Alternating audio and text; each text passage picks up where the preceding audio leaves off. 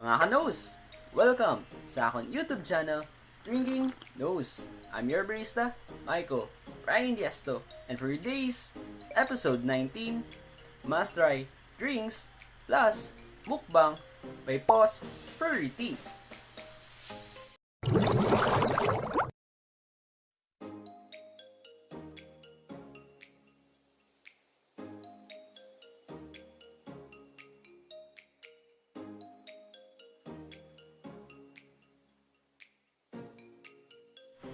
Pos Furry Tea is the newest milk tea shop here in Iloilo City.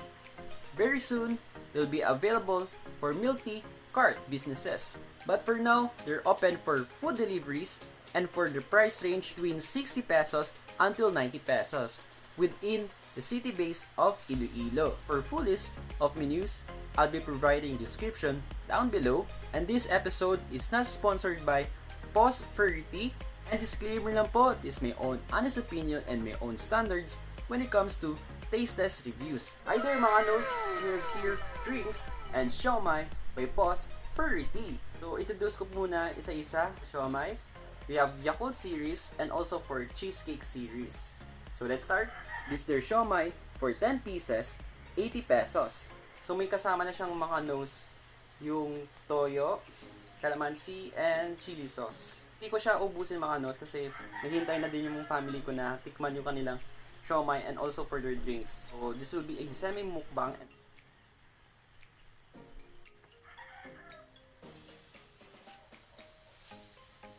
Ayan mga nos, na-mix ko na yung chili sauce, yung toyo, and for the calamansi. Yung siomai nila, laki pala. Tapos sulit na sulit talaga yung 80 pesos mo. Yung texture ng siomai, wrapper and for the pork, very soft siya. Very easy to eat. Masarap siya. By the way, Makanos, these are all regular size. Dito sa kanilang packaging, meron talaga nakalagay yung pangalan ng customer nag-order, yung type ng flavor in-order nyo, and silang sugar level. Meron silang 25%, 50%, 75%, and 100%. First drink under Yakult series is their Green Apple Yakult for regular size, 65 pesos.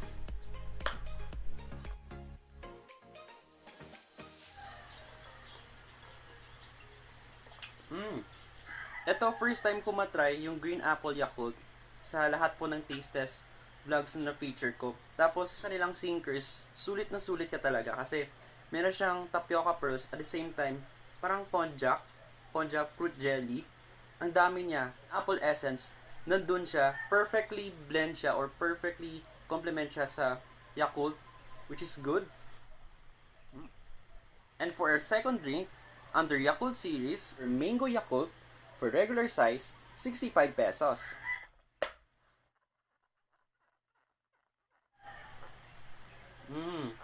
Kanilang Mango Yakult, very refreshing siya. Hindi ko inasahan na malalas niya yung sweetness ng mango, pero at the same time, hindi nawala yung essence ng mango, which is good. Now, well complement siya sa Yakult. Our third drink under Cheesecake series, this is their classic cheesecake with pearls for regular size, 75 pesos.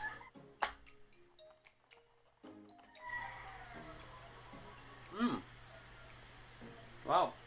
Ito yung kanilang classic cheesecake. Perfect na perfect siya sa akin kasi hindi nag-overpower yung cheesecake essence niya, which is good for me. Kasi I'm not a big fan of too much sweet, especially for my milk tea or my drinks.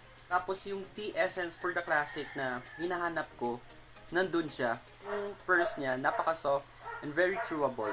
For our last drink under cheesecake category, matcha cheesecake for regular size, 85 pesos.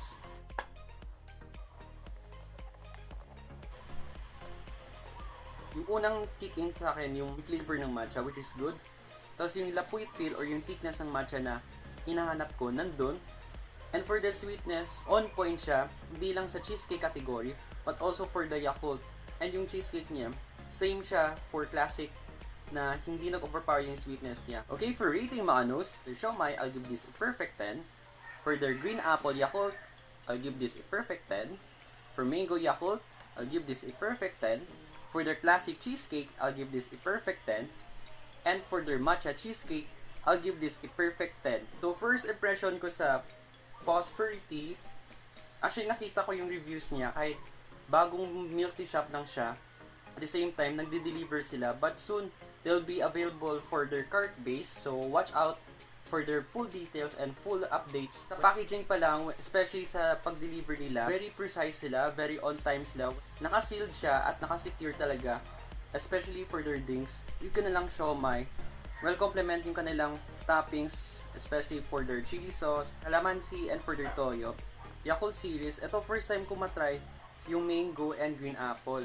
Na-impress ako kasi very refreshing siya, very healthy, sulit na sulit ka sa quality, and sulit na sulit ka talaga sa kanilang sinkers. Yung kanilang cheesecake series, and for their cheesecake series, ito thumbs up talaga ako kasi hindi nag-overpower yung sweetness, which is good. Very precise yung kanilang standard when it comes to sugar level, consistency, and for their ingredients overall for this product.